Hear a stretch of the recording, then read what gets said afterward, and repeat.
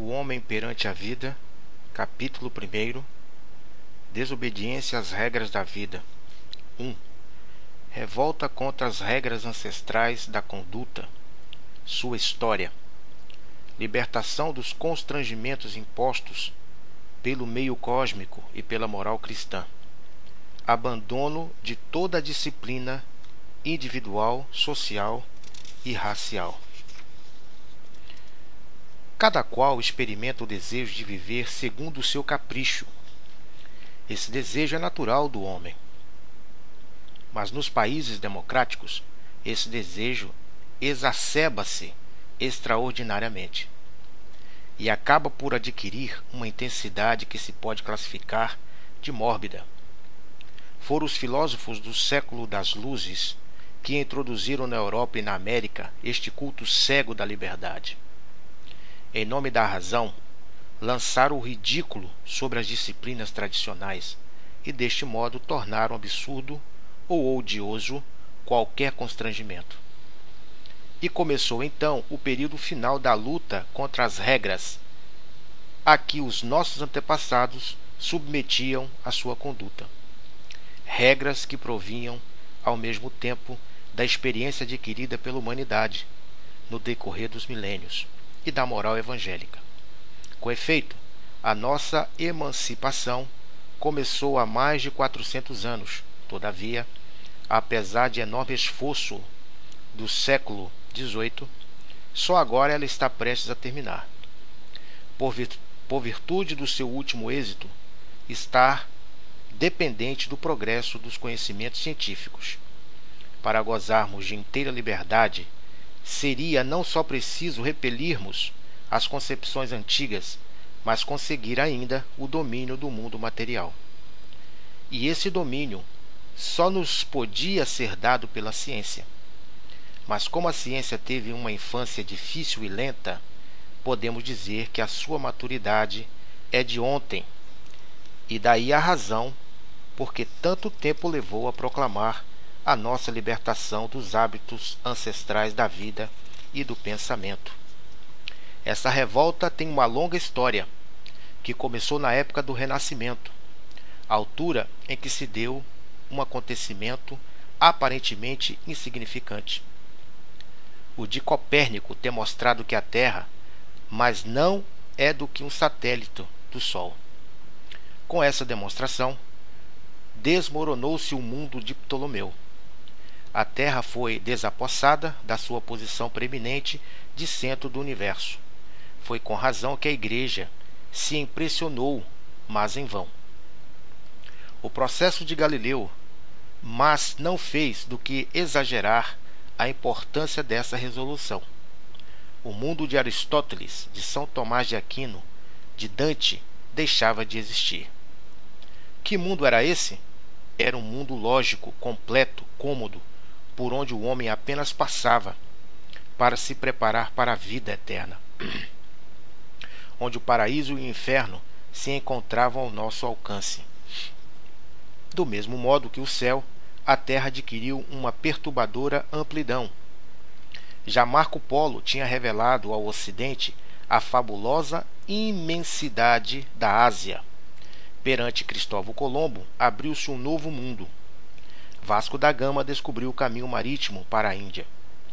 Existia uma floração maravilhosa de aventureiros, de conquistadores, de pioneiros, de apóstolos.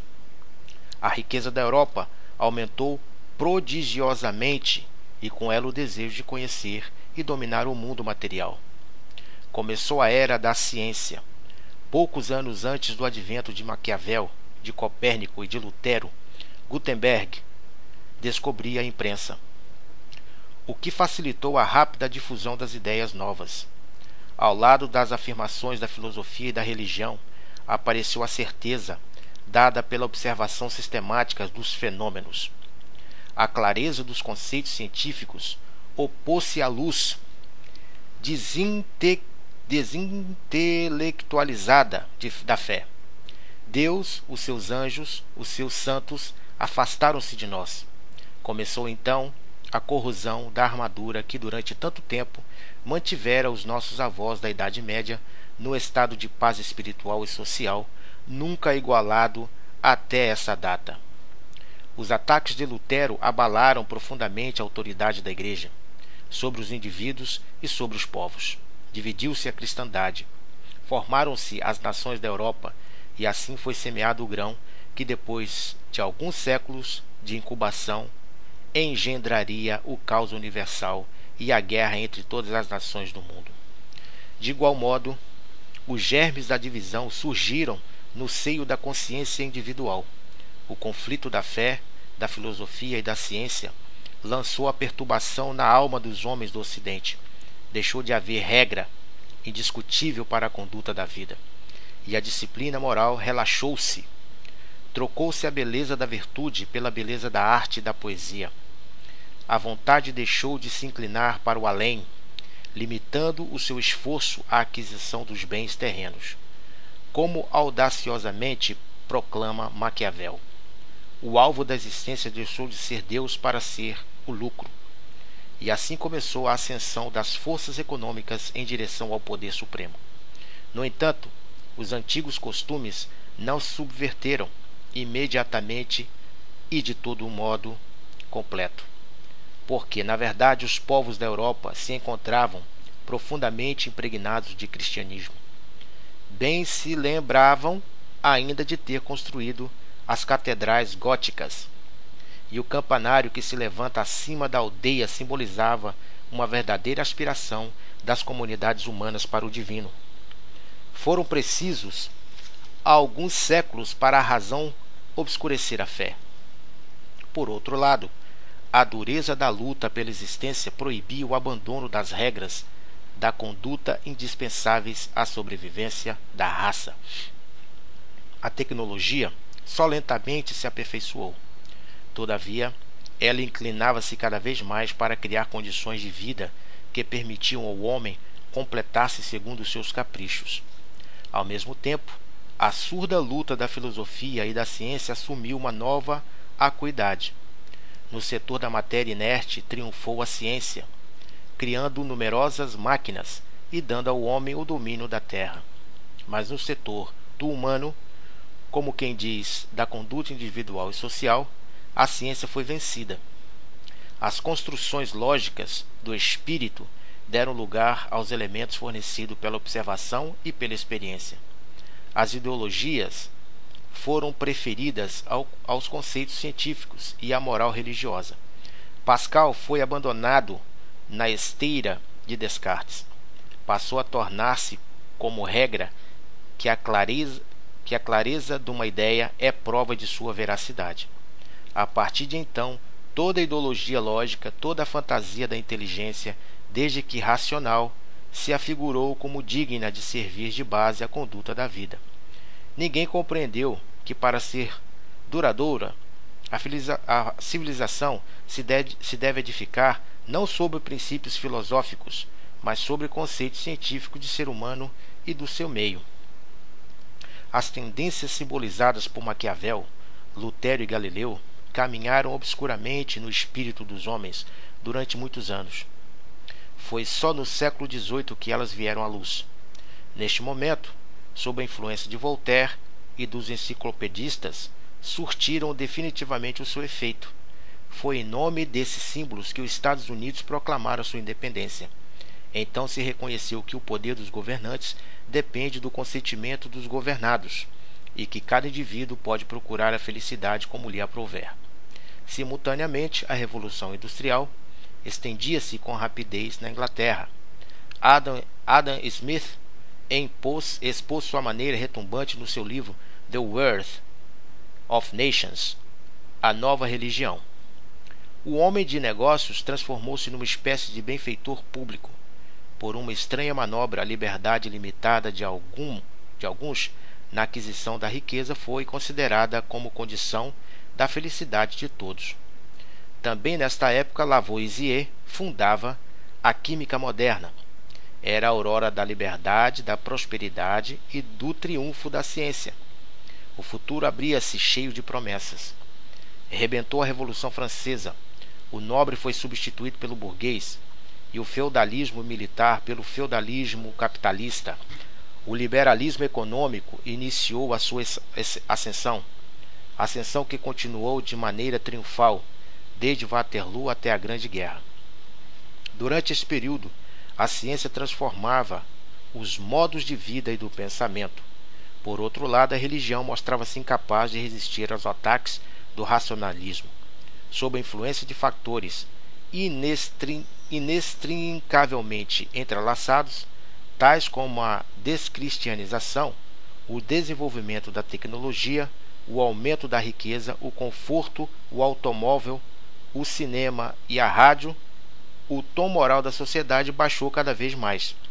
Chegara o momento de os civilizados desprezarem de vez os últimos restos das disciplinas ancestrais. Na emoliente doçura da vida moderna, o conjunto das regras tradicionais que davam consistência à vida desagregou-se como na primavera se desagrega a superfície gelada de um rio. Essa desagregação é tão evidente no indivíduo como na família e na sociedade.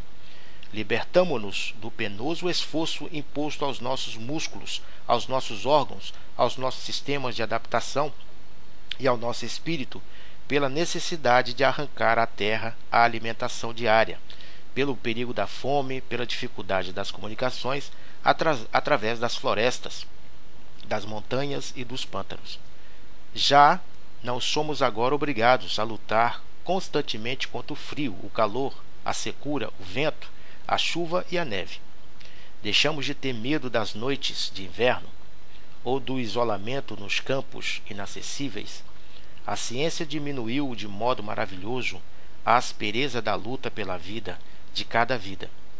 Passamos a ser alimentados, vestidos, abrigados, iluminados, transportados e até instruídos pelos trabalhos das máquinas.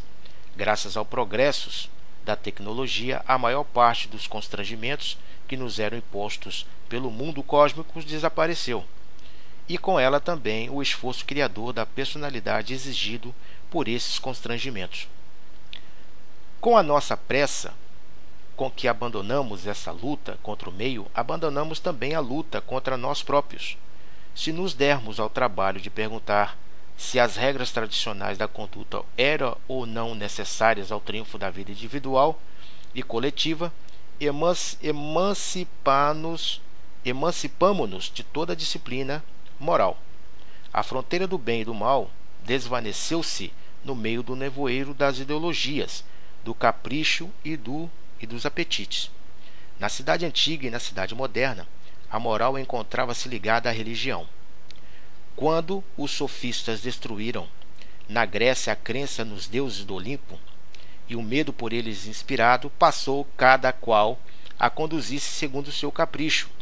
As regras morais que desde o berço tinham formado a alma da civilização do Ocidente fundavam-se sobre a crença numa vida futura, sobre a revelação divina, sobre os dogmas da Igreja e no amor de Cristo.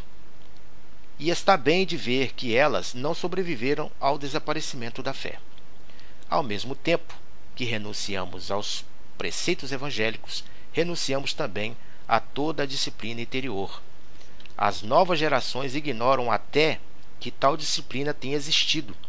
Temperança, honra, veracidade, pureza, autodomínio, amor ao próximo, heroísmo, tudo isso são expressões caídas em desuso, palavras desprovidas de sentidos que fazem sorrir os jovens. As crenças religiosas, quando sinceras, provocam o mesmo respeito que as peças raras de um museu. De certo que nos grupos que se mantiveram católicos se fala naturalmente de caridade, de justiça e verdade, mas com exceção de raros fiéis, toda a gente deixou de observar esses princípios na vida diária. Para o homem moderno, outra regra de conduta não existe a não ser o prazer. Cada qual se enconcha no seu egoísmo, como o caranguejo na sua carapaça. E como este, procura devorar o seu vizinho. As relações sociais elementares modificaram-se profundamente por toda parte e reina a divisão. O casamento deixou de ser o laço permanente entre o homem e a mulher. Foram simultaneamente as condições materiais e psicológicas da existência moderna, que criaram o clima propício à desintegração da vida de família. Os filhos são considerados presentemente como estorvo e até como calamidade, e assim se conclui o abandono das regras que os homens do Ocidente no passado tiveram a coragem e o bom senso de impor à sua conduta moral e social.